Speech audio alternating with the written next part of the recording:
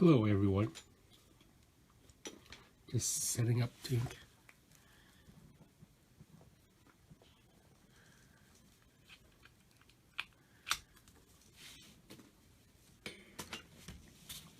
So a lot of times people ask me, this brush pen I use, do I fill this barrel with ink and then start inking with it? No, I don't. What I do is I'll just use it like this, and I'll dip it into the ink, like so. One of the questions I was asked when I ink, how do I get a stable line?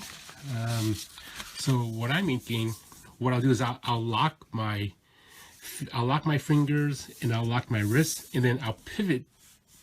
I'll lock my fingers and I'll lock my elbows, and I'll pivot my wrist to get that smooth line. So here's an example. So if you were to draw a line, usually you're gonna get like a line that's like that. But if you lock your fingers and not move your fingers and not move your elbow and only pivot your wrist, kind of like working your wrist as a compass, you're gonna get a really smooth line like that. So right here, I'm gonna do a few lines so you can see. I can go back over the same lines and get that same arc.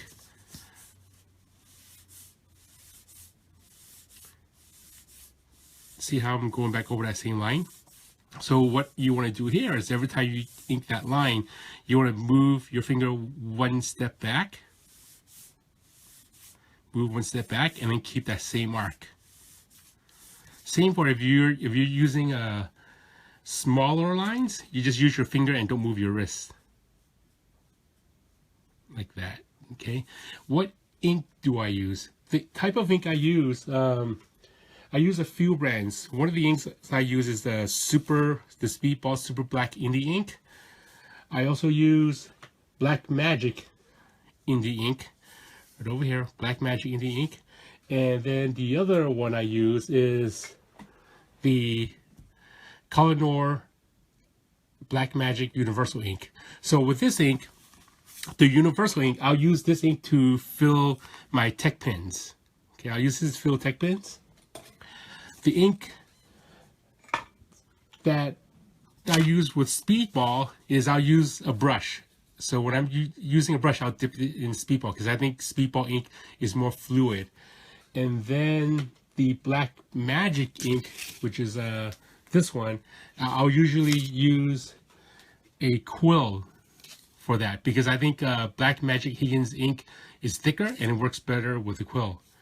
What makes the darkest black? From my experience, the speed of the three inks I use, Speedball has a dark black. But when I'm usually inking, I'll ink something and then I'll erase the pages or whatever, and I'll go back and add a second layer, a second coat.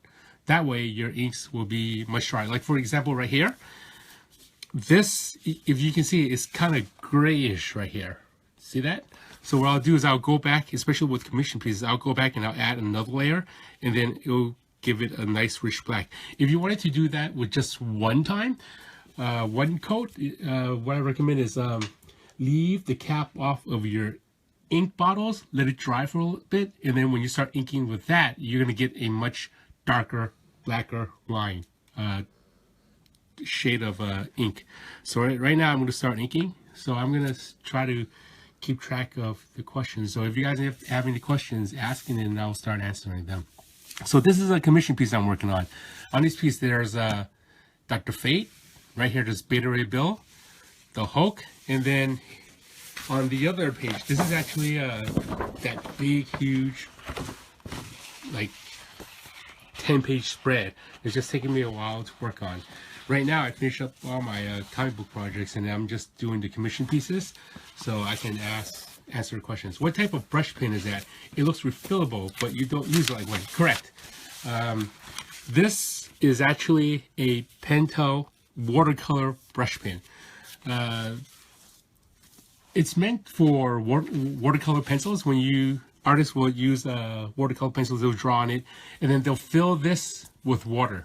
They'll fill this little barrel with water, and then they'll put it back in here, and then they'll squeeze this. They'll squeeze this here, and then water will come out, and then they'll start doing watercolor work with this.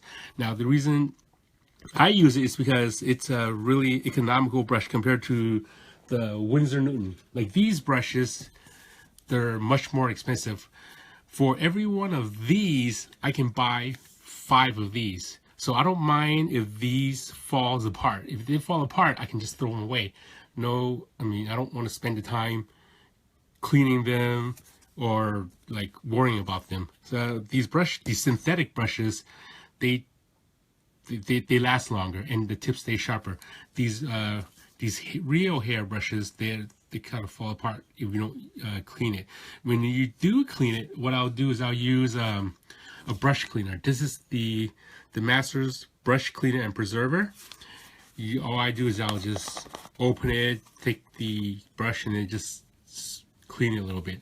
This helps clean your brush as well as conditions the brush. What I'll usually do is I'll add a layer of soap on the brush and kind of twirl it into a tip and then let it dry like that, and leave overnight as a tip. Okay. Here, let me clean one of this brush for you so you can see what I'm talking about. Let me open up this brush cleaner. Okay, I'll get the brush and I'll wet it first.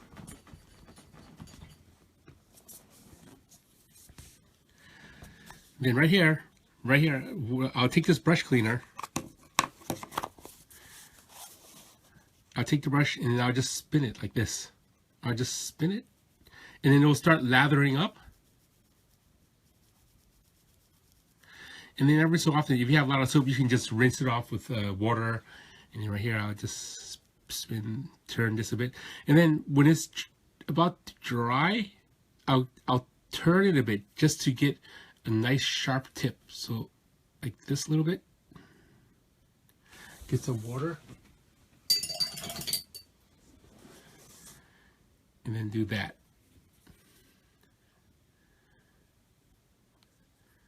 Okay. So let it dry while it's in a sharp point, just like that.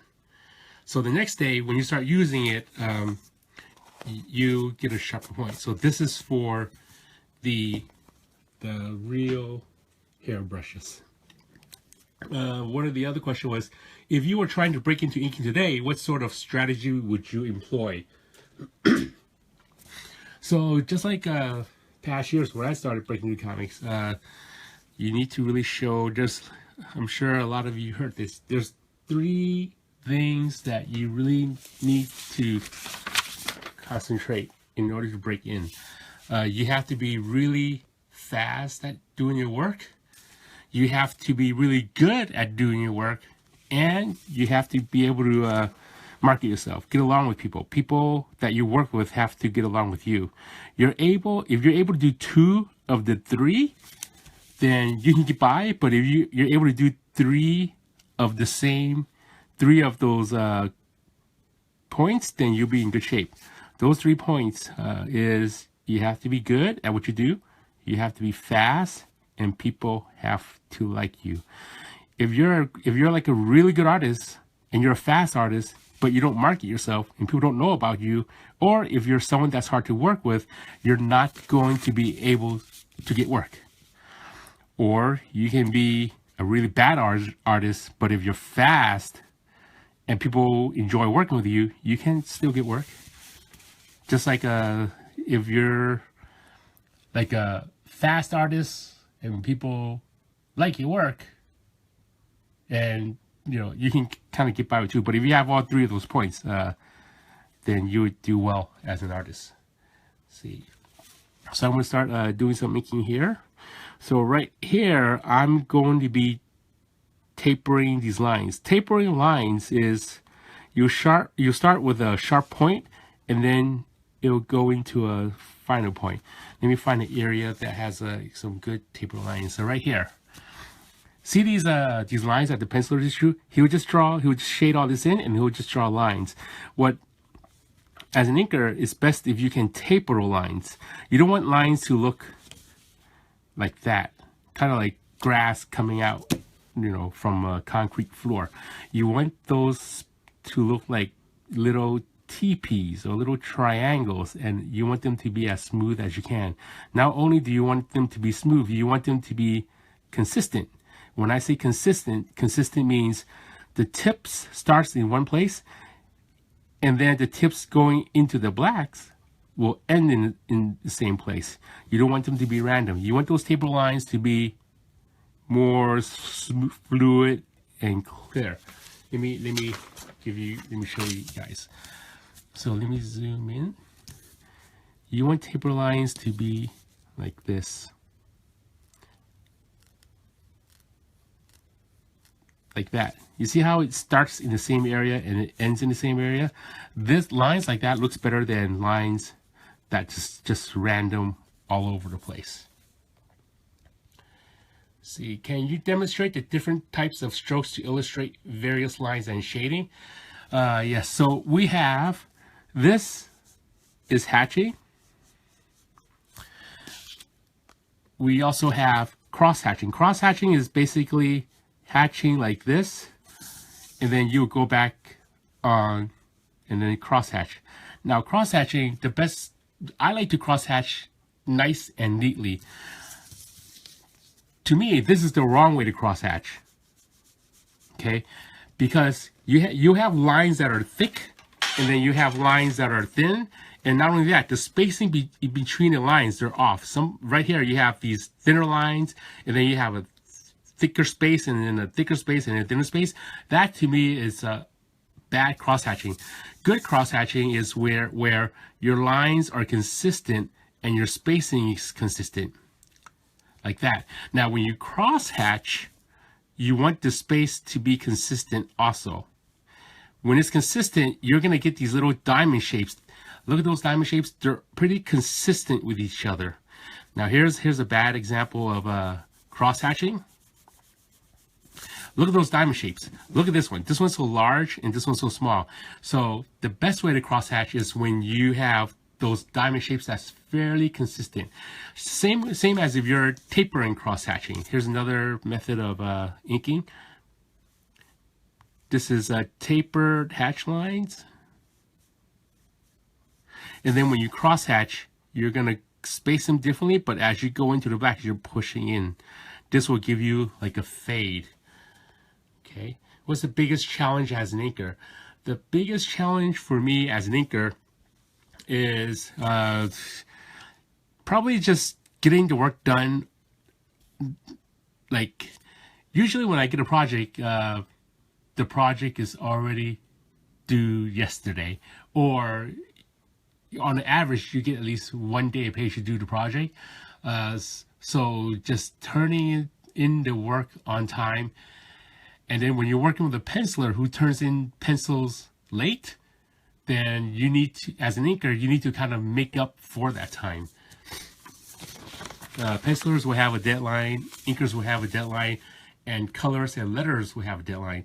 You're working as a team, and you want to make sure everyone else behind you will have enough time to do the part. Because if you're taking up you're taking up more time than you need, the colors is going to have less time for them to work on, and then the work will suffer. Okay. Now I'm going to start doing more inking until I see more questions.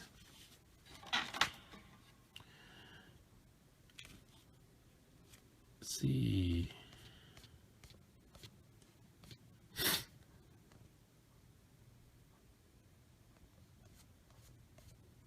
Okay. So right here, this is Beta Ray's chest area. I'm going to start tapering some lines. I'm going to leave a little white area here. Here we go. And this is what I'm talking about. You want to space those taper lines evenly. And then you want to start the tip of those little lines. Have some kind of order there.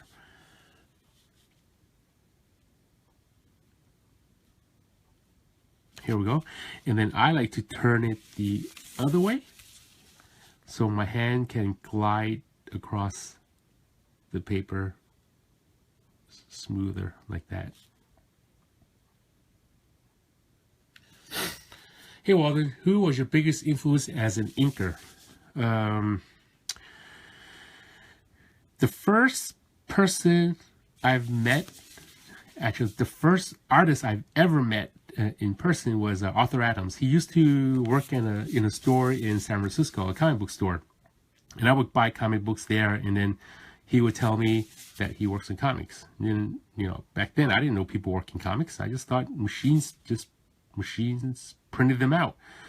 So one day I saw him packing up a FedEx box, and he drew Wolverine on the box, and I asked him, "What are you doing?" He said, "I work for Marvel Comics and I'm sending pages out."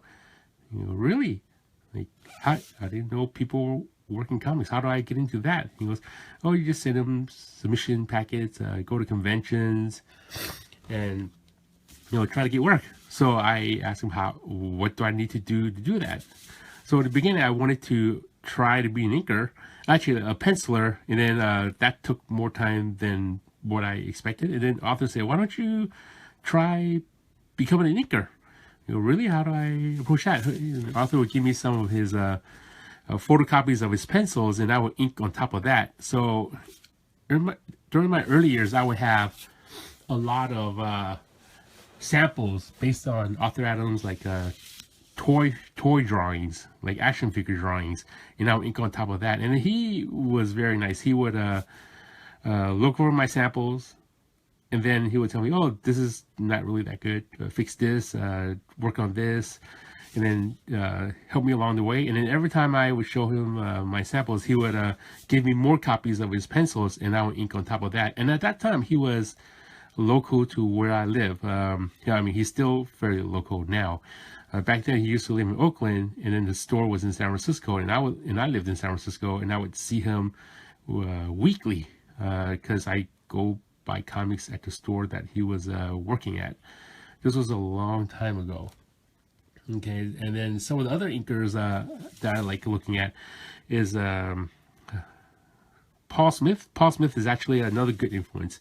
When I first started inking, especially with Arthur, I was just using a Rapidograph. That's these type of pens. You know, these were the same pens I had when I was in high school. So I thought, you know, inking is, you know, a pen's a pen. Like, who cares what kind of pen? So I was inking with this. And, you know, and then later on, I met another inker. His name was Marlo Alquiza. He worked for Extreme Studios at the time. He was inking comics such as Prophet, a lot of extreme comics. And then he told me, "You should master using the nib, the quill nib. That's the thing, the quill nib." And this took me a long time to master, because, you know, the nib, you can only go one direction. You can only ink this direction, but you can't ink backwards.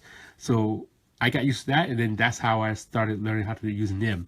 And then later on, I met Paul Smith. Paul Smith, he worked on some X-Men comics early in the day. He's also the creator of a book called Leave It to Chance. I saw him at a convention, and then he is a sweetheart. I showed him my portfolio, and then he took my portfolio around and started showing all of the editors, "Hey, you should hire this guy. Give him work, and which was, you know, pretty amazing for an artist to do for a newcomer who's never done anything before. Not only did he show some of everyone that he knew at the convention my portfolio, he gave me his business card and asked for my contact information. So one day, Paul called me and asked me, "Hey, would you like to ink me over a Justice League of America trading card?" And I did. It was such an honor, because I didn't know what I was doing. And even when I was inking over Paul, I still didn't think I knew what I was doing. So while inking, I inked everything with a nib and a Tech Pen, and it was horrible. Paul called me back up on the phone and said, "You should try using a brush." And I said, "I don't know how to use a brush. Here, let me show you how to use a brush." And back then we didn't really have the internet. We had a fax machine. So with the fax machine, Paul would take the same pencils that he worked on and started inking over himself and send me scans on the fax machine of his work, on how he inks his page. And then I would study I would study the way he inks himself. And we would talk on the phone. Oh, who's some of the inkers that influenced him? He was a fan of Alex Raymond, Vince Coletta. Those were inkers that he admired. So I would do research and started looking at Alex Raymond's work and Vince Coletta's work. And then try to mimic those.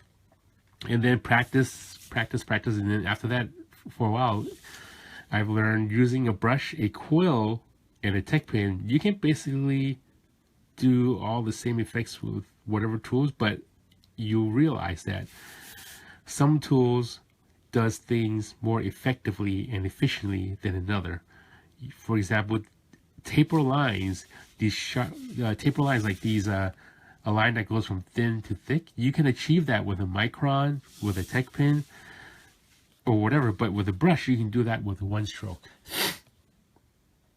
Walden, no lie, I had a dream that you offered me a job as an inker, and I was so excited. Thank you. Maybe one of these days, if you wanted to be an inker, we can do work together. Let's see. Do you prefer smooth or semi-smooth Bristol? So the question is, do I prefer smooth or semi-smooth? Sometimes working with pencilers, I don't really get a choice of what pencils they work on. But when I'm working on blue line, I would prefer smooth lines. With the smooth line, smooth board. With smooth boards, your brush can glide across the paper quicker and softer. With Bristol board that has like a tooth on it, sometimes the brush will crack up. So a smoother board, you're going to get a crisper, cleaner line, but at the same time, you have to be more careful with a smoother board. Smoother Bristol boards will take a little bit longer for the ink to dry. Rough stock board will dry faster. So there's this give and take. You can either use a rough stock board, ink a little bit slower so your line can be more smoother, but you're going to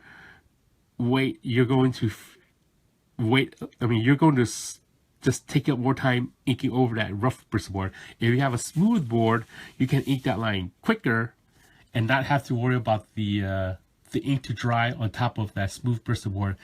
Sometimes I ink my hands, when I'm inking, my hands are all over the place.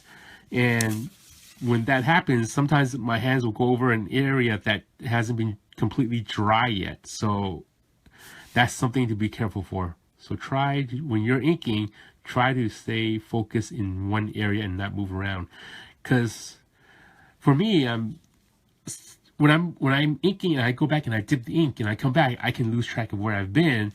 So to find out where I left off, I would look at the paper in an angle like this. You can kind of see a reflective part. You see that reflective part? That tells you if the ink is dried or not. If you see a shiny reflective part, here, I'll do that again. Like this, if you see a reflective part like that, that means it's still wet. So when you lose track of where you left off, I would just kind of angle it and see where I left off so I don't go back and smudge it. Okay, awesome, man. Had learned more since watching your videos. Thanks for sharing the knowledge. You're welcome. I'm more than happy to share how I ink. When I started wanting to be an inker, it was pretty hard. It took me a long time. With the internet and online live videos, it's easier to share your work. I've had a lot of people that would contact me back and say, oh, I learned a lot from your videos, and I'm happy to hear that they're doing that. I know there's some artists that kind of don't like showing, their method of working, or they have secrets to the work, but I don't have any secrets. It's better to share what I know. I like teaching. I enjoy showing students and other artists how I do work. If they learn from me, that'll be great, because when I'm working, I'm constantly learning. Even now I'm working in comics, and then I'm doing it professionally, but I still feel like I have so much to learn. Every artist does things differently, and there's always room to grow. Okay. Okay, let's go back to Beta Ray Bill's head. So just like that, I'm moving around. Okay, so right here, every line you ink, there has to be a reason. Every line has a beginning, every line has an end. Every line you put down has to be there for a reason. You can't just scribble something and make it look like it's okay. So right here, I try to make sure every line, even lines that people that read your comics and they don't really see, you still have to do the best job you can. Awesome work, thank you. Okay, so right here, I'm gonna ink some of this. So right here, usually I like to have sharper tips.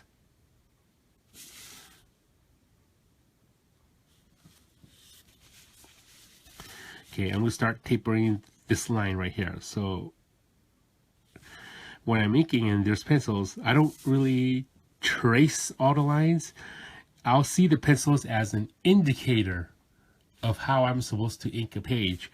Like you look here, some of these lines, the spacing here is taller and is lower. Well, I'll go in there and kind of nicely adjust that.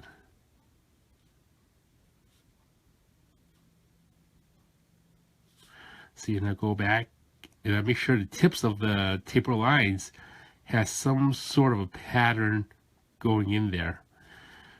Come back here and do the top of it.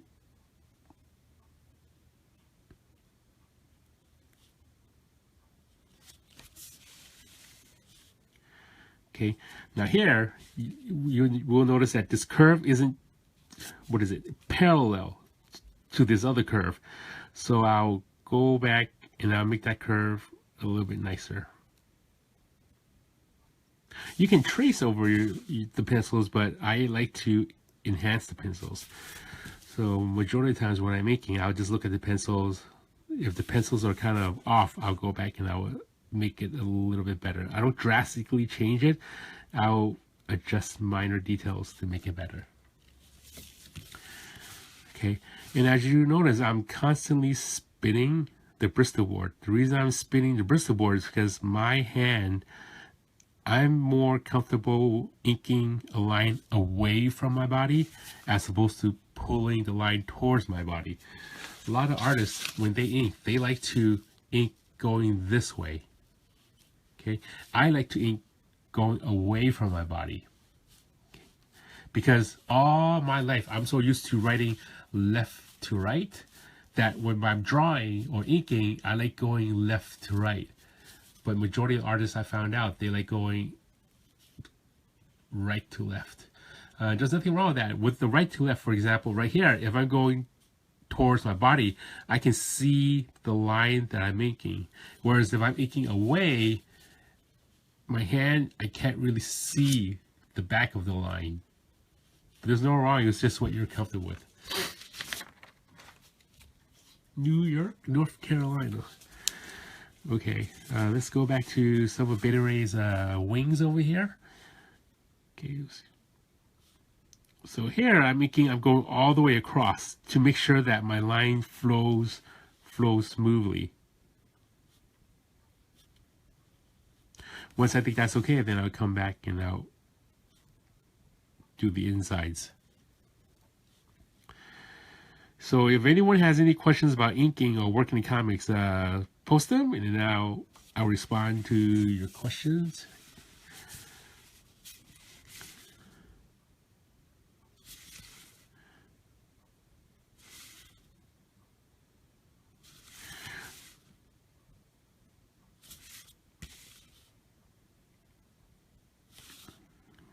Here's the neck. Ink this part here. And then I'll turn this around and then I'll start tapering here.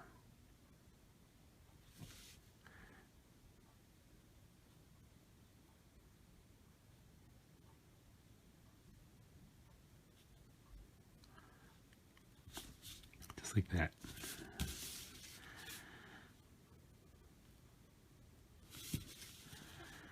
Okay, and here's some of the neck. Here's some hatch lines. Space the hatch lines nice and even. Right here, there's a taper line. Space the taper lines evenly. Make sure it closes into a little tip. Right over here.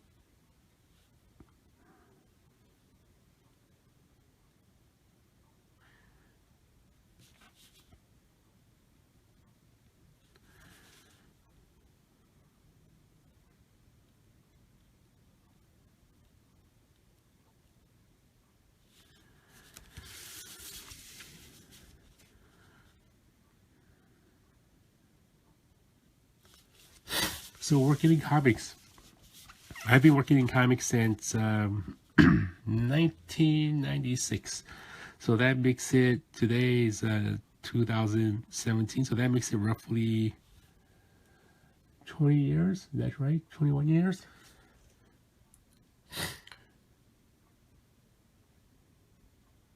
Let's see. Right now, I'm inking on actual pencils. This is a commission piece.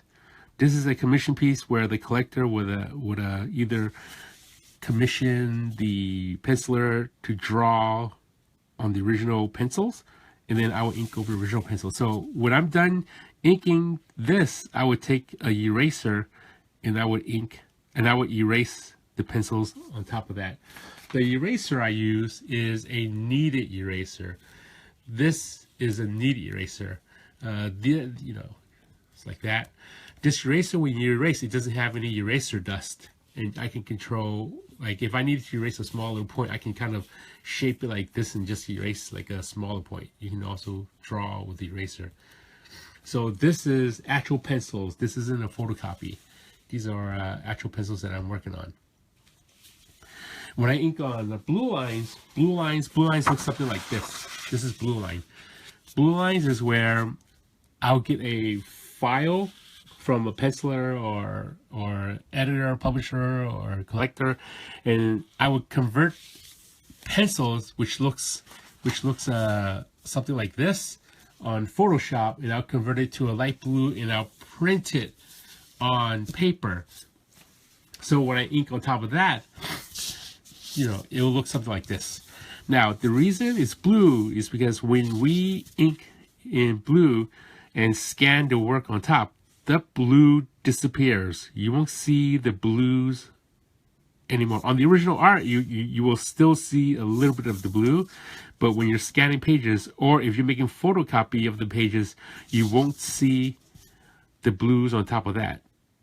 That's why a lot of comic book inkers, they're doing a blue line inking. That's what we call it these days, blue line inking, where we're printing the pages and we're inking on top of that, and then we're scanning the files and sending it back to the editors and publishers.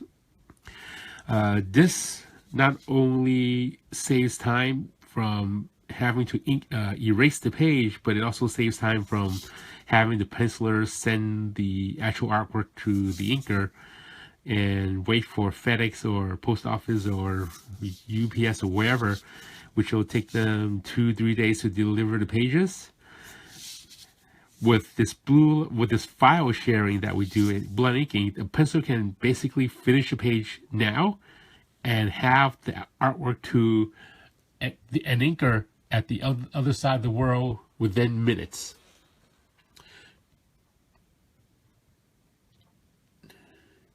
Do I make the scans? If so, what scanner do you use? When I'm done inking my work, or sometimes when when I get commission pieces to work on, before I start inking them, I would scan the work. I have a scanner. It's a Brother. It's an old scanner. I don't think it's in the market anymore, but it's a Brother 6490. It's a larger format scanner that can scan 11 by 17 pages. You see your basic scanner, which scans 8.5 by 11. You can use that. You can scan it these 11 by 17 pages. And these pages are huge. They're like this big. You can scan two parts, the top part and the bottom part, and then piece them in Photoshop. Or you can get a larger format scanners. Scan it once and then you have that done. Now, when I scan pages, I scan it in full color, 600 dpi. I always scan my pages at 600 dpi. After scanning it, I would then reduce the pages 67%. Now I'll make another video on how I do scanning and printing in the future, but for right now I'm just let you guys know how I scan and print pages and send to publishers. I'll reduce the pages to 67% of the actual size. 67% is the standard industry size for printing comics. After you reduce it 67%, I would knock that 600 dpi resolution down to 400 dpi and then send the file off to the editor or colorist, and then they can start using that page to print the comic. So that's a good size. So if those of you who are new to comics and wonder how to scan pages, I scan them at 600 dpi, reducing 67% in pixels, and then reduce it to 400 dpi. Better to scan with more information first and then reduce it later.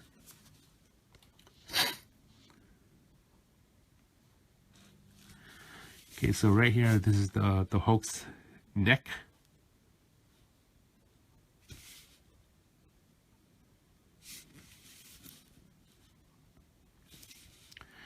We have some hatch lines, and then I'll press into the line. Right here, there's a whole bunch of hatch lines, so we'll follow the lines like this. Thank you so much. You're welcome very much. If there's any other questions, post them, and then I'll try to keep track of the questions you post, and then I'll answer them.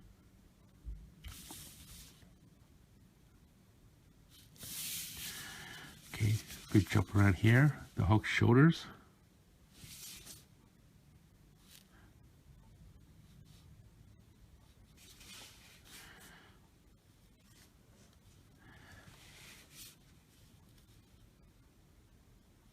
So with inking, it's always good that if you're able to vary your line weights. That's another thing about being an inker. Let me find a holding line that I can show you.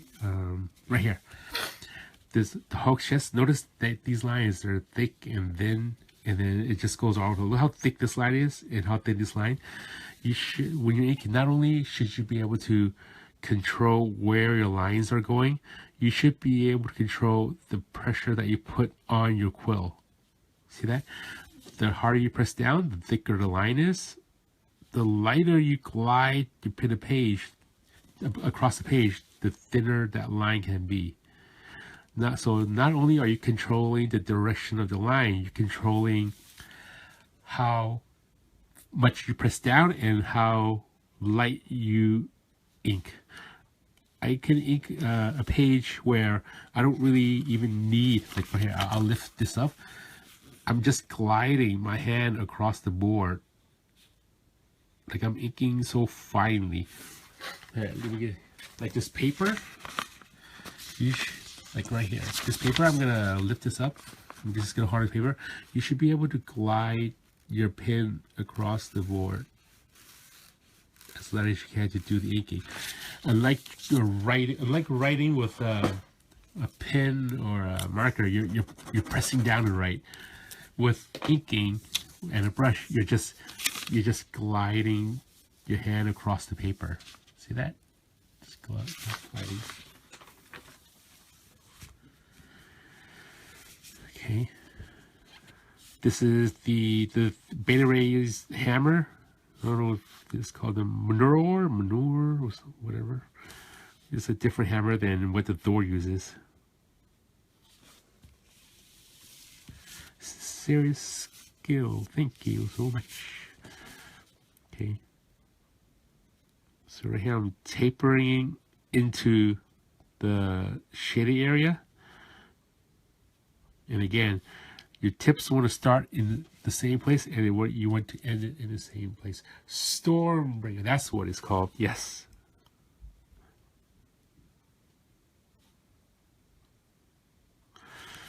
Okay, so let's add some more details. I'm going to work on this. Okay, so So since the beginning of this video, I haven't dipped the ink, so it's time for me to dip the ink again. So again, I'll use this watercolor brush. I don't fill it with ink. I'll dip it into the well like this. Now, when you're dipping, you also need to consider you don't want to dip too much. I dip maybe just enough. Like if you dip too much, you're gonna have like a whole blob of ink on your tip. Like right here, it's just too much ink. So when I have too much ink, I'll look for an area that's a lot of black. Look how much ink is flowing out. Okay, so I'll look for an area that's black, and then I'll do that first. I don't want to start off dipping the ink and start doing taper lines, because sometimes your brush will hold too much ink, and you don't want that ink to give you a thicker line than you want.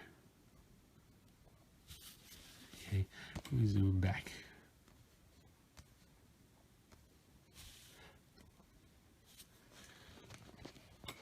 Here we go. Okay, so some of the chips here. What kind of watercolor brush? This is a Pentel watercolor brush pen. You can get, there's a lot of brands. This one's, the one I'm using here is Pentel. You can also order, this one is Sakura water brush pen. So let me show you how this looks. The Sakura, this one, there's 3 sizes. All these brush pens, they come in 3 sizes. So like this. This one, I can't read Japanese, but I recognize some of the words. This one small. This one is medium. The logo, the logo that looks like the Greatest American Hero, that logo, that means medium. And this one that looks like a person means big. Okay, that's small, medium, large. So these disposable, well, I call it disposable because when it kind of falls apart on me, then I would just throw away. These pens, they look like this. And then the thick brush, you can have a thick one like that. And then let me show you how the small size looks. Let me open up one of these. And then here's the small size, so you can compare the difference. So there's different sizes with these things. Okay, let me put these away first.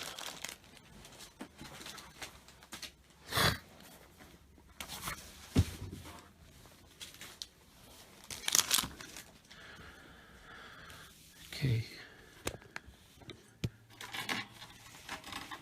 See, back to, see, I lost track of where I left off. Okay, let's start doing some of the shoulder area.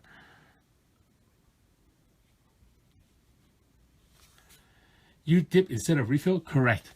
I never, like, I'll use like a lot of these. Like once they're done, if you look here, they're pretty much, this barrel, I don't really refill it. I just dip it into it. Once the tips are not useful anymore, then you just throw them away. These cost like maybe around $5. They come in different sizes.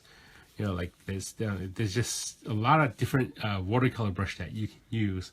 I don't refill it. When I first bought these, I tried it. I did fill the whole barrel with ink, and then when I pressed it, a lot of ink would just come out. I wouldn't recommend filling this barrel with ink.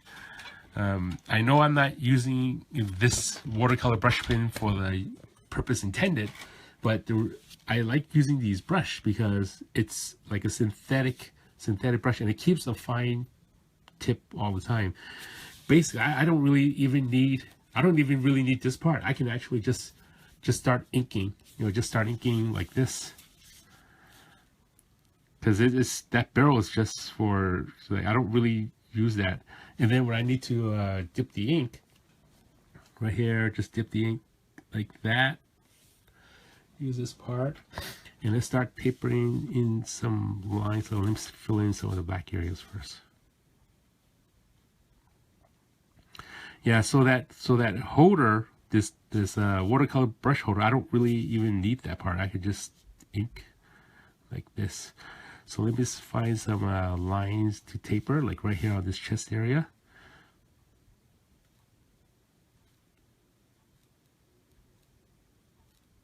Taper that.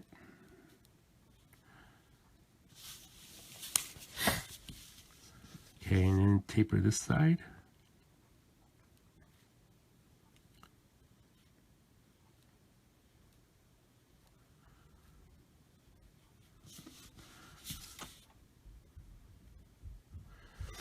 Do you find it hard to ink another artist's work than your own? Who is the hardest?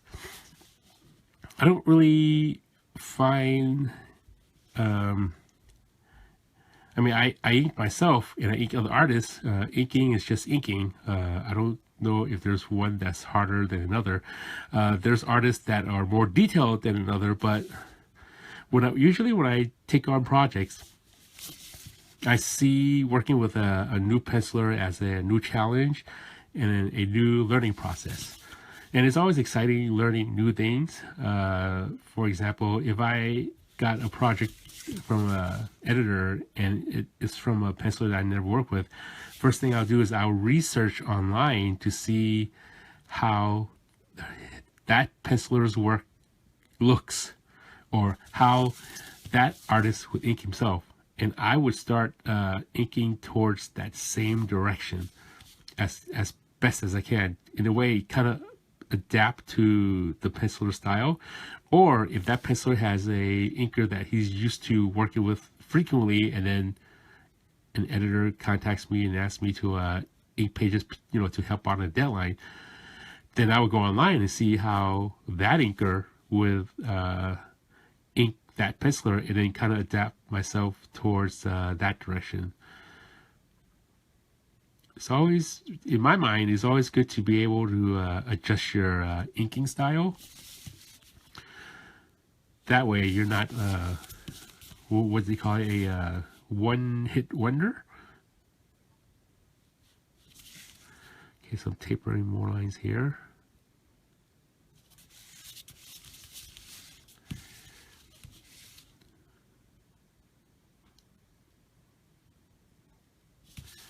Okay, more taper lines here.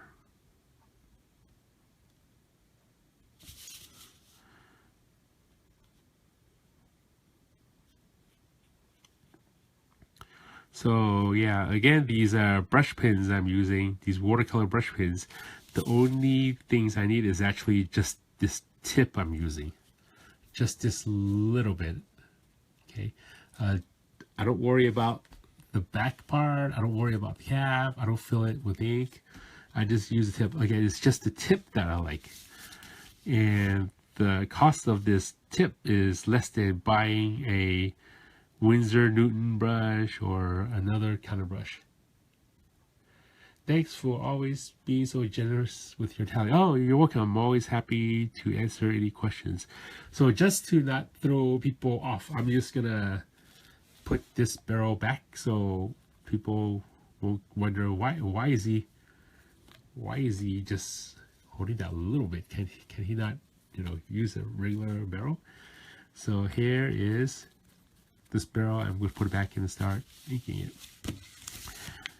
Okay, now I'm going to switch over to using a quill nib. So some of you who were interested in how I use a quill nib can see how I use a nib. Let me put this one away. Here is my quill nib. Usually when I ink with a quill, I'll have different tips. Okay, where's all my quills?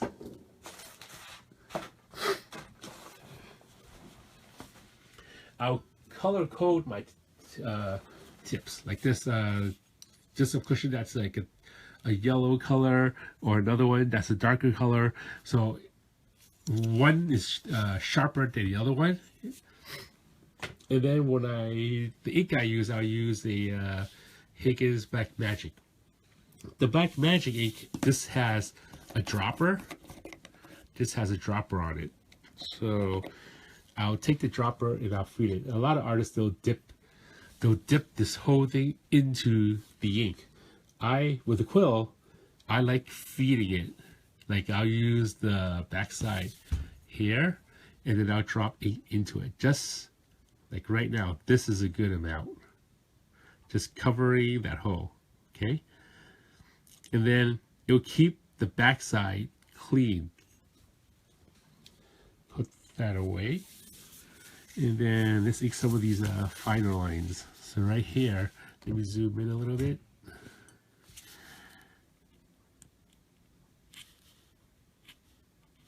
So the quill is just like using a brush. You're controlling the pressure. The harder you press down, the thicker the line is. And then here, the taper lines, I'll start flicking it. And then I'll turn around and I'll come back and close up those taper lines. More lines.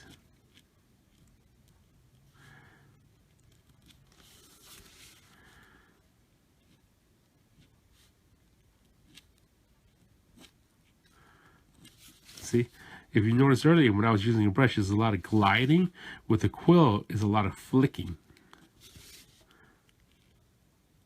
Just like that.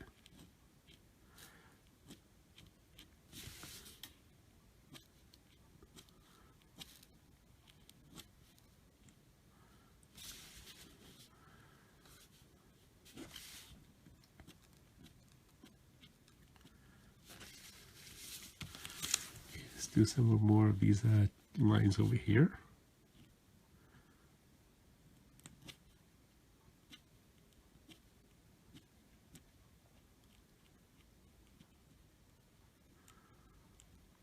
See, sometimes your quill is going to pick up some of the fiber. When you have fiber that you picked up, I would go on another piece of paper. Here's the fiber. Look at that. There's like a little fiber there. I would go on another piece of paper. I would press down and then leave that fiber. You see that fiber right over there? Now it's on paper. That way it's easier to clean. I won't use a rag to wipe down constantly. So let's do some more of this quill work. Tip is almost no ink, so I'll add more ink right over here. I'll feed it with a dropper. Okay, let's work on some of Beta Ray's fist area. I'll zoom in.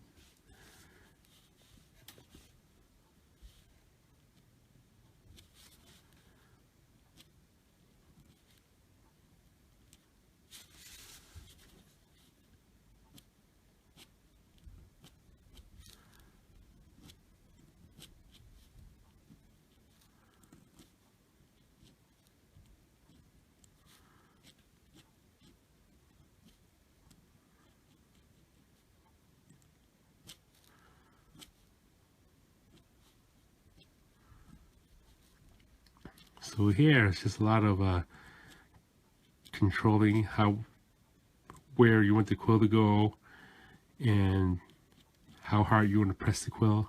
No more ink, so I gotta feed the ink again. So the difference between a brush and a quill is that a quill, the ink runs out quicker on a quill, whereas a brush holds more ink. So right here, feed it. Okay, now go back here.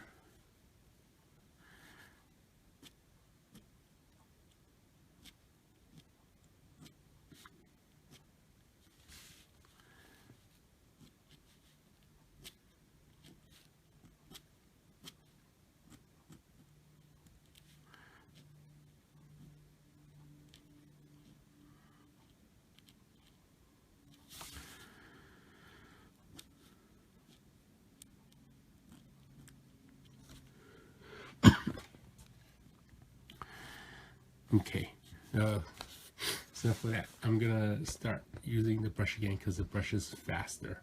Okay, so I'm just gonna clean. When you're done with the quill, just clean this off. Just keep it clean for next time. Okay, switch back to this brush pen. And let's do the other fist just to show you that using a brush with quills, it's the same way as just controlling where you want the tip to go. So you notice now when I'm using a brush, it's more gliding than flicking.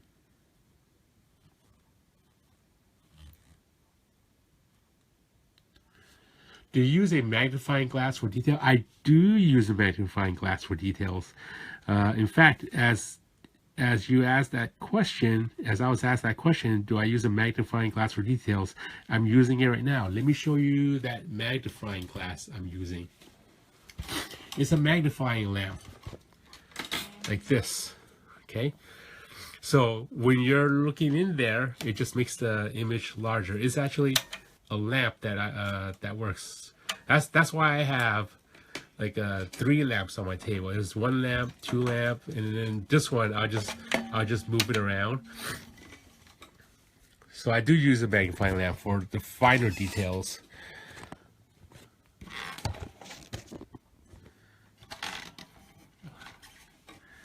Okay, now back to this fist over. Let me zoom in.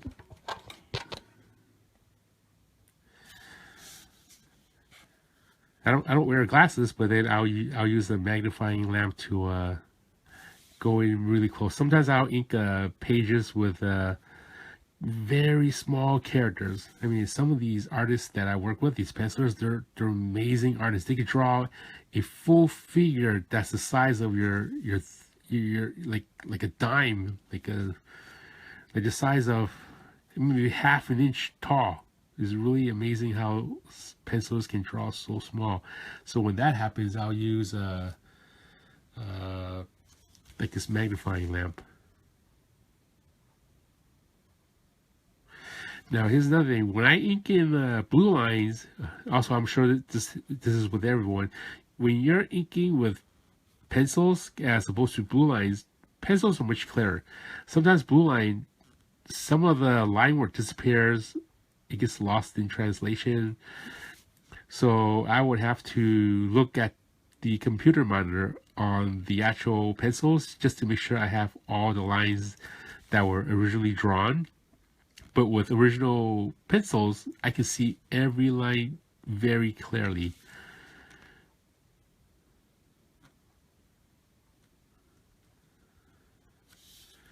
So here's some more partial taper lines into a thicker taper line. Some of the fist area, I want to space these lines more evenly across.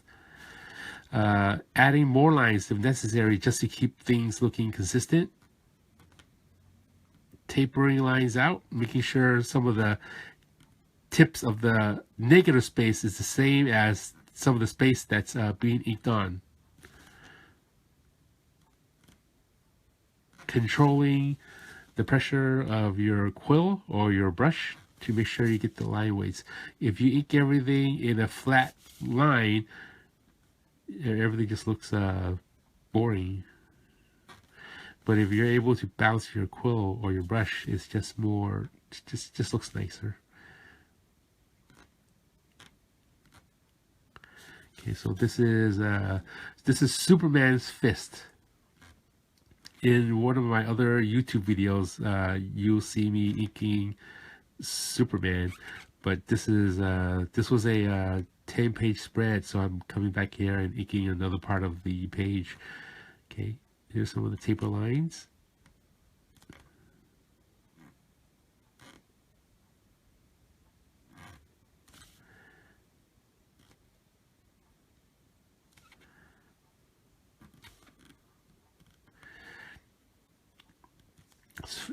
Here's something funny that just happened to me this past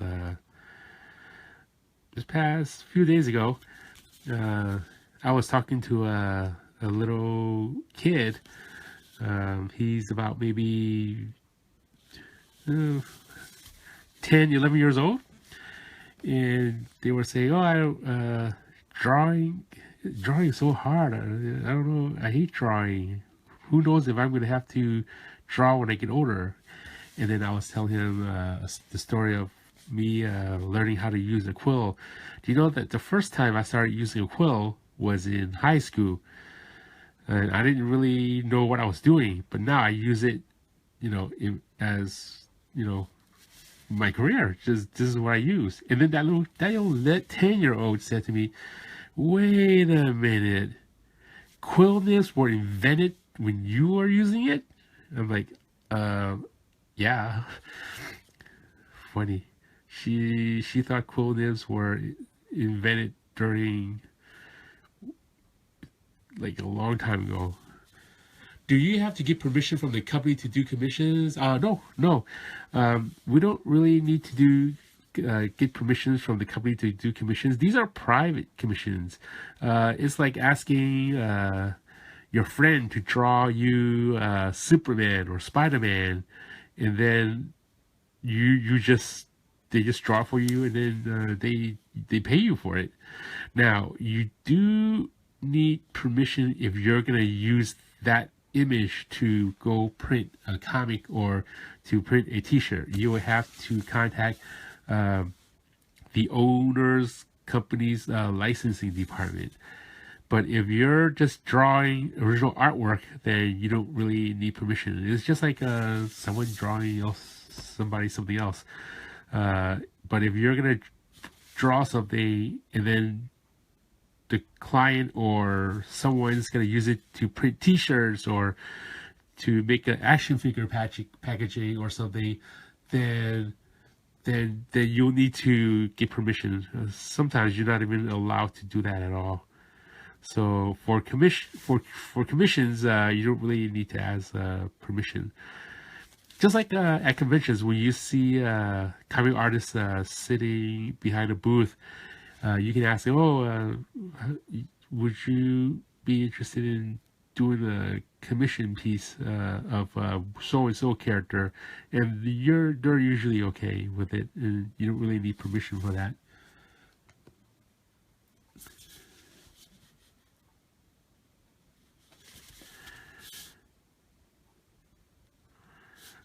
Selling prints at conventions, you probably do need permission to contact the licensing department or your editor. I know a lot of artists that work for Marvel Comics, DC Comics, even artists that doesn't work for the publishers. They're drawing all these characters and then making prints of it and then selling it at conventions. I mean, they're selling that at their own risk. So sometimes a publisher can do a cease and desist on it. But I guess it depends who the artist is.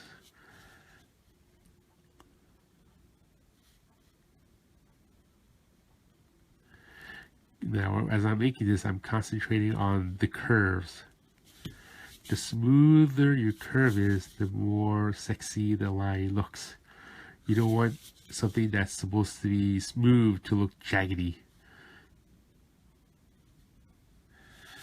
Now, if I look at something through an angle, like this line that I inked through an angle, you want to see that nice curve. See that? See from this angle? Even if you do this, it's a nice curve. What's a good source to get images to print besides DeviantArt? You can go to a lot of websites. Some artists, pencilers, inkers, they will have websites, and then they will post some of the work. When you want to be inker, and you're just practicing, you can ink over any pencils. I also recommend try inking over ink pages. That way you can also understand how that inker approach working with those pencils, inking over those ink lines. That will give you an idea of how they ink. Have you forces you to ink the way they ink. So not only is it okay to ink pages, you can ink non-ink pages, but a good place, there's Comic Art Fans. Comic Art Fans is a good place that you can get pages. DeviantArt is a good place to get pages. You should get pages that that looks nice to ink, pencils. I have a blogger site that you can get pages. There's a lot of places that you can get it. Like even with the internet these days, you can pretty much type in which artist that you want to try inking. You just say so and so's pencils or so and so's inks. And then do a Google search. You'll see pages. Just download those. And then if the resolution is bad, say it's not clean, still try to ink over those low resolution images. And if those turn out good, then it'll make you even a better inker. If you can ink really low resolution scans that you're download off the internet, that's even better on your part. Remember, inking doesn't mean tracing. Inking means you're embellishing. In a way, you're drawing on top of the inks that from what other people lay down.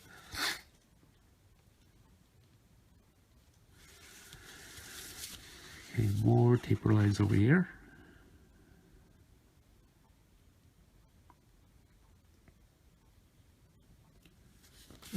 You're welcome. Let's see. When I'm making, I see myself as an artist where I don't have to pencil in the page, and then when I start work, I just start inking. So don't just trace. Try to ink as if that was your work, and do the best job that you can. Would I go digital inking? Digital inking. See, there's some artists that likes digital inking. I can do digital inking, but for me, I still prefer the traditional method. Not only because I get an actual physical copy, I like the feel of the paper. Digital, you're inking on a screen. When you're done with the work, you don't have an original piece of work. It's okay if I go to conventions and then I can ink a page that, like a background page that no one really likes, and then just do that while I'm away. But for the most part, I like doing traditional inking because you'll have an actual physical piece of work, as well as an artwork that you can bring to a convention that a collector can get and can keep. Whereas digital is just all files. With digital, there's things that you can do quicker. So sometimes I'll do things digitally with my traditional inking that will help speed up the process. Like sometimes if I'm really tight on deadlines, instead of me inking in all the blacks, filling all the blacks, I'll just use Photoshop and then drop them in. Like right here, I would just ink in all the taper lines and then kind of leave that little area like that for a big area, and then I'll just drop that in on Photoshop. Or sometimes I'll do effects, like a background effects, like a night or stars in the sky, nighttime, or like a fade. I could do that on Photoshop. There was a project I worked on recently for Valiant Comics, Harbinger. I think it's issue number 7, where there was a few digital backgrounds that were added, like a nighttime, a fade, and things like that. But if possible, even if I have the choice to go digital and traditional, I would still do everything traditional because it's just so much fun. I just enjoy inking traditionally. So here, more of beta ray shoulder right here. So I'll ink in that loop and then go back and taper those lines. Sometimes adding more lines than what the penciler included originally. The spacing around here is called a halo. So it's actually a background, but this penciler would leave a little white area around that. That is called a halo. Not a halo as an angel with a little loop on his head, but when you're working comics, the white space between an object, like here, that's called a halo.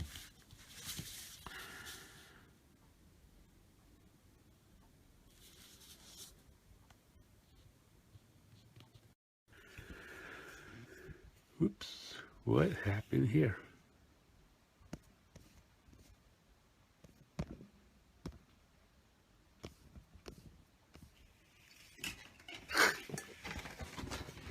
Whoops, I flipped the camera around. Let me see how I flip this back.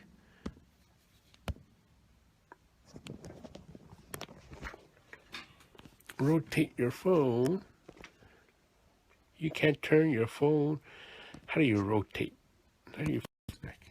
Oh, here it is. Just double tap. I didn't think it was that easy. Okay.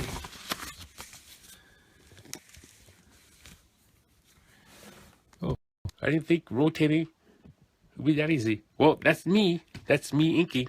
Here we go. Hi, everyone. Don't know where to look at. But I'm going to flip it back around.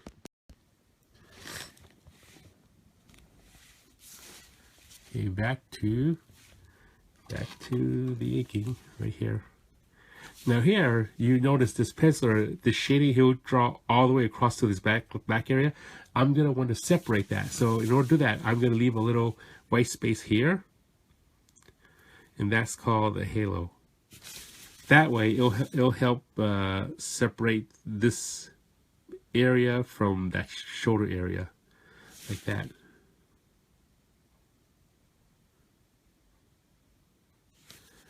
Take more taper lines over here.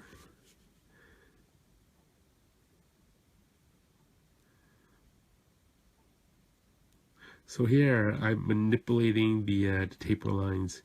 I'm kind of twisting it in order for it to taper nicely.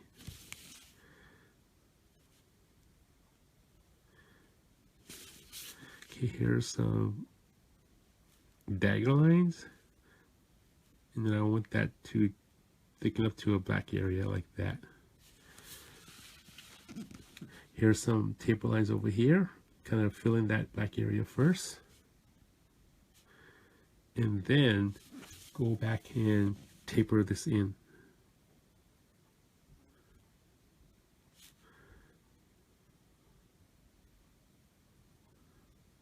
Okay, so a good thing to concentrate on when you're inking is some of those taper lines, like for example right here, the pencil would draw 1, 2, 3, 4. I don't always follow exactly. I would go in there and then just space it nicely, and I don't really concentrate on if I have 4 or more. I just want to make sure that the lines are inked in nicely. Fill that in. Okay, let's work on let's work on this area right here.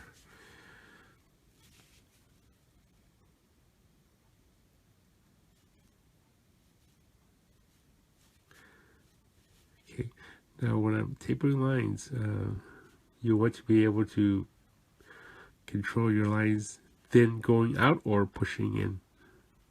What I mean is, you want to be able to ink lines going this way, as well as lines going out the opposite direction. Like that. See that? Okay.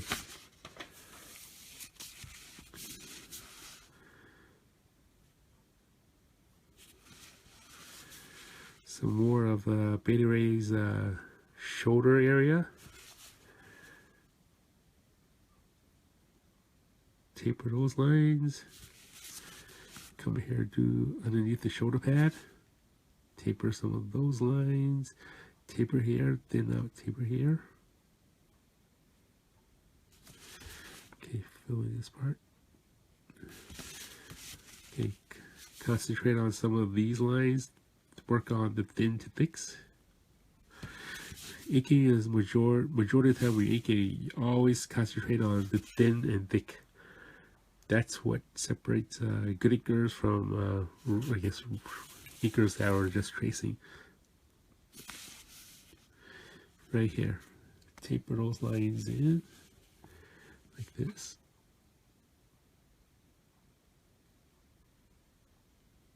Okay, taper these lines.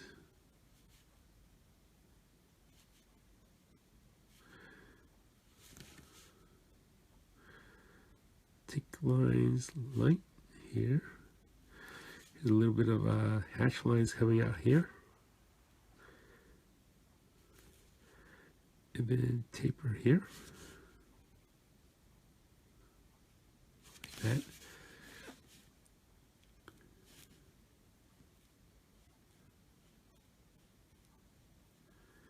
Here we go. And then we're going to go here and taper up this shoulder line right over here.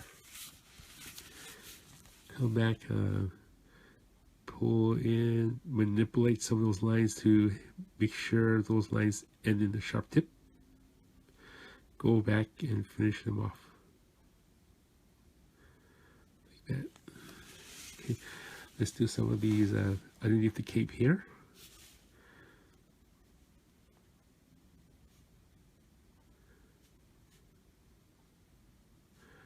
Okay, some of the shoulders.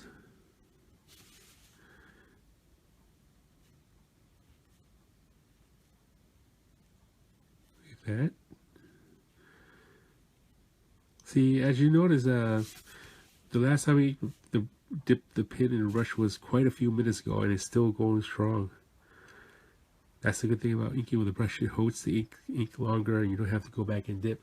Do you take breaks or work straight through? Eyes get tired. I guess the time when I do take a break is when I'm dipping the ink. So I try to stay. Let's see, let me zoom this out. So right here, when I stop, and then I'm dipping the ink, my eyes are focusing elsewhere. So I'm not really working at this point. And then after I dip the ink, then I'll go back and I'll start inking. So when I'm working, I don't really take a lot of breaks unless I need to, step away to use the restroom or answer the phones or respond to emails or something. Then I'll step away. But majority of the time, I'll try to stay seated on my drawing table, because once I'm in what I call the zone, once I'm in that zone, I want to keep that for as long as I want, as long as I'm in there. Because once I step away, it's going to take a while to get back into that zone. Whereas once I'm in, I can just stay working and stay focused. It does take me a little bit of time before I'm into that inking zone, or the mood of inking and not having anything to bother me.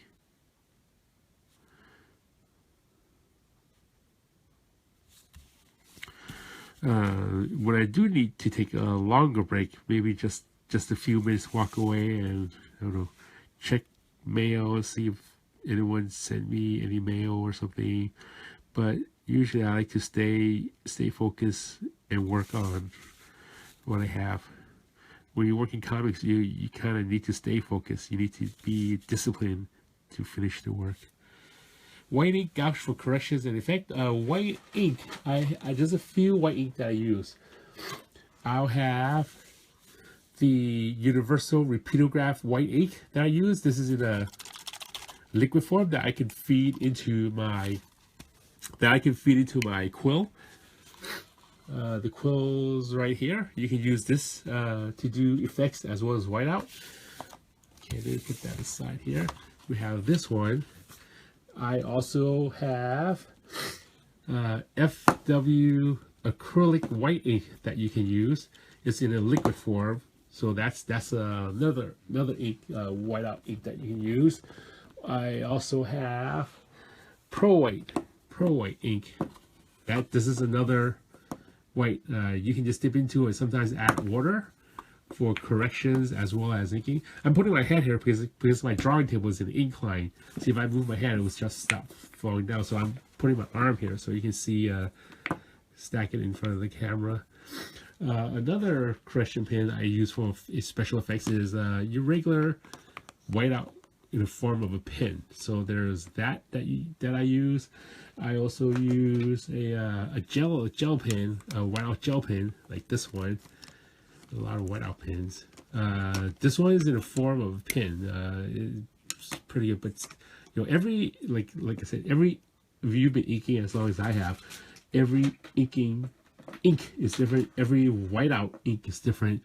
There's just a lot of different whiteout pens that you can use. This one's a nice fluid one, but this kind of falls apart after a while. But it's a nice whiteout pen. The Papermate also makes like this clickable pen. You know, you can click it and use that for a while. This is my least favorite one. I don't use that one this often. I use all of these equally. This was just your regular office depot or office supply store whiteout pen. So those are all the white ink and that I use for corrections. This is a pretty good one. I've been using this for a very long time. It lasts for a pretty long time. Let's see. You are super fast. How many pages a day? Okay, that a lot of editors and artists think I'm very fast. I'm not as fast. Okay, looks like it's time to dip the ink again. I'm not as fast as some of the other inkers. The only difference is I may look fast because I'm spending more hours on the page. Like sometimes if a deadline comes and I need to turn in pages like before the deadline, I would go, the most I ever gone without sleep is 2 nights, no sleep. I would take naps in between, maybe a 2-hour nap twice a day just to get the work done.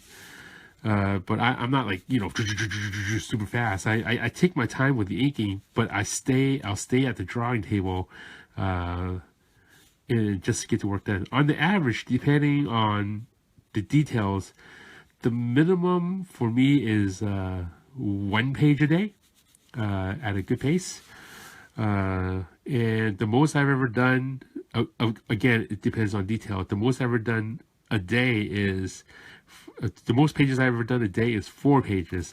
And those are pages that's like really, really cartoony. Like not a lot of detail, almost as if it's like a animation, cartoon, easy stuff. That I can ink faster because there's less lines to ink. But with stuff that's really detailed, like stuff like Where's Waldo or something, like those books, those can take much longer. So I try to do at least a page a day, and I never rush. I usually like to spend as much time as I can on the page because I want the original art to look as nice as it can. I don't know if I'm gonna sell the original art or give the original art away, but whoever ends up having the final original art, I want that person to have the artwork as nice as possible, as nice of a rich dark ink as nice as possible. But a lot of editors and pencilers think I'm fast because my turnaround is quick. And I guess turnaround is quick, but they just don't know that I spend more hours on the page as opposed to like speeding up or hacking it out or use assistants. I don't use assistants. There's a lot of inkers out there that would have an assistant that would do backgrounds or anything like that. I like inking. I don't really use assistants to do pages because if you're gonna use assistants, you're gonna like, what's the fun in that? You're not doing. I mean, I like inking backgrounds. Backgrounds are fun. Sometimes I'll ink backgrounds before I even ink the characters. If you're gonna get an assistant to ink your backgrounds, what's the fun in that? I know you can get the pages done quicker, but you're not doing it all yourself. I like doing everything as much as I can on my own without the aid of digital inking.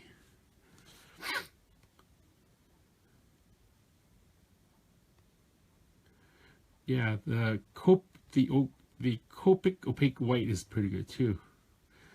Yeah, any white ink that you can use that dries fast so you can get back to it, it's good to use. I like ink that white ink that dries quickly. Sometimes you're applying white ink and you need to wait for it to dry. I'll set that aside and I'll work on another page and wait for it to dry. There's times that I'll ink like fix a mistake with a whiteout or something, and it takes a long time to dry. I'll put it away and I forgot where I corrected it and I can't find it anymore because the page is so detailed. So if you can get like a white ink that dries quickly, that's even better. Like this white jelly pen, this is pretty good, but sometimes on the first try, it's not completely white. This is the Uniball signal pen. I mean, it's pretty good, but sometimes it's not completely white, so I would go back twice and make sure that it's a white line. I noticed that when I'm scanning the pages, some of those white lines look kind of grayish. So if I go back there and use that pen twice over, then I would get a nicer white line.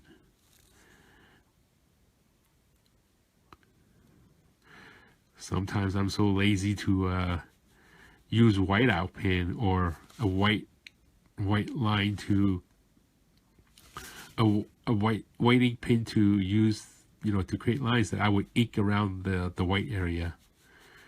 Like, for example, if I was gonna do some stars in the background, I'm so lazy to get the white out, I would just go in there and ink my own stars, kind of like that, just because I'm in the zone. Or if I need to do it like a halo, instead of filling everything in black and use a white ink, I'll just go in there and then just ink around what needs to be like a white area.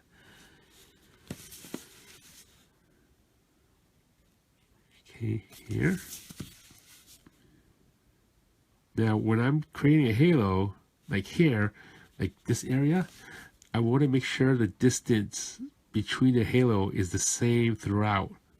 You don't want one area to be thicker and one area to be thinner. You want it to be like a flat line. The halos that I create, I try not to have any line weights on them, because you don't want that to take over the line weights that's on the black ink.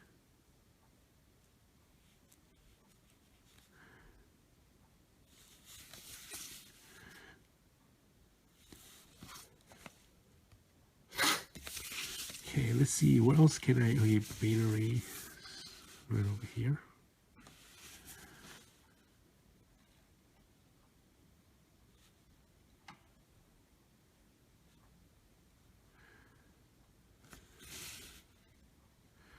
Some of the folds, curve your ink around the folds.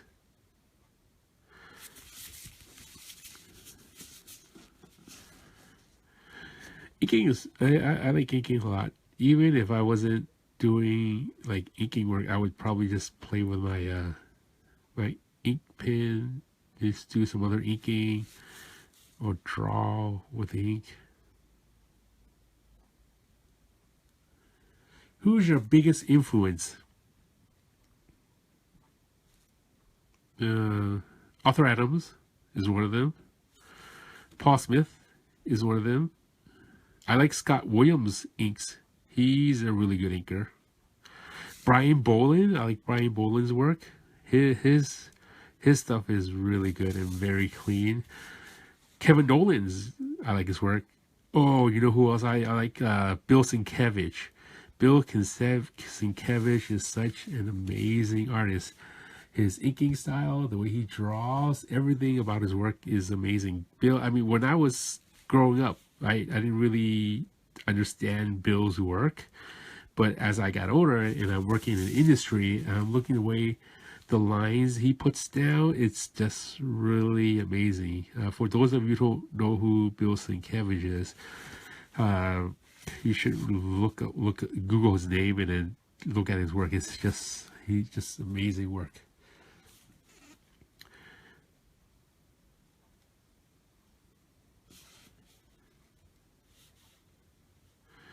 I remember a couple of years ago, I was at a Heroes Con at a awards ceremony, and I sit down at the audience, and there was this guy, lying on the back row, on a row of chairs, like sleeping. He was like, who is this guy? He's just lying there. And then turns out it was Bill Sienkiewicz lying there, and I didn't know that was him. And then when I realized that was him, I was like fanboying all over. Yes, this is Bill Sienkiewicz. He's just lying there. And then that same year, when I was going home from the convention, we went to I went to Starbucks, and guess who I bumped into? It was Bill Sienkiewicz again. We talked for a minute. He's one of the nicest guys in comics. Really, really nice guy. Very talented. Very, very nice. I can't say enough good things about him. Man, you need to publish a how-to book. I would buy it in a heartbeat. I've thought about it. In the past, I thought about working on a book called The Ink Book, where there will be pencils on the left and my inks on the right, and there'll be descriptions on how I ink a book. I've even asked a lot of penciler friends if they can submit a pencil piece for me to ink, and then when I'm done inking it, I will give them the ink page, as a gift, and then I would print a book and kind of write a how-to book on how I approach each artist differently. But maybe one of these days. I still have all the files of all the pencilers. There was a lot of pencilers who contributed, so that was very nice. But if I was gonna do that again, I would have to ask them all over again, because I'm sure most of the pencilers that gave me some of the pencils that I can practice to do that book on, it's just their styles has changed. This was maybe almost 8 years ago. Just never got around to doing it.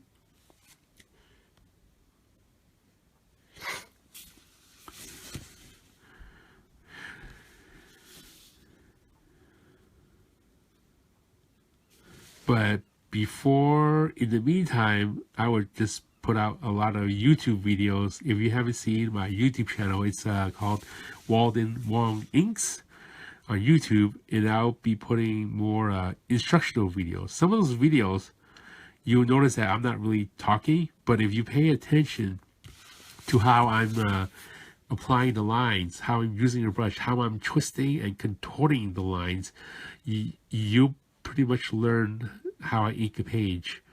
You'll see I'm purposely holding the brush in a certain way on those YouTube videos, and I'm using my other hand to hold rulers or the bottle of ink, so you can see how I'm dipping it.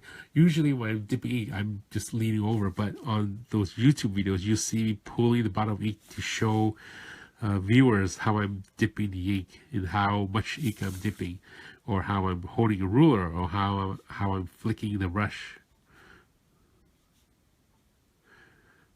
So any aspiring inkers out there, or pencil that wants to learn how to ink their own work, they can look at my YouTube videos, Walden Wong Inks, and then just study how I practice inking. There's speed videos there. There's real-time inking videos.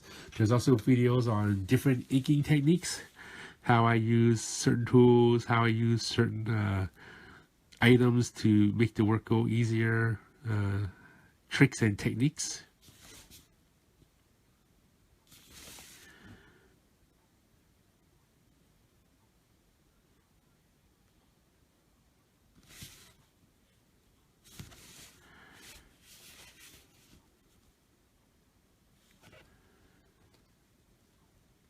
More taper lines.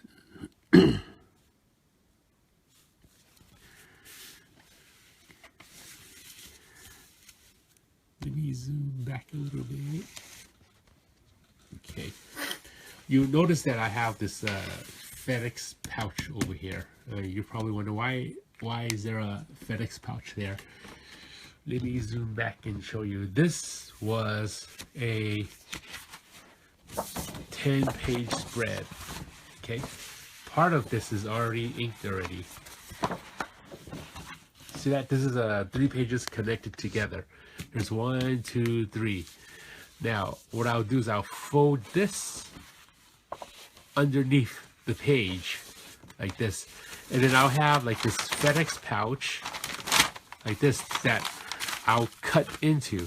Like I'll use an X-Acto knife and I'll cut into this like that, and then on this side I'll put this page through here, so when I'm inking,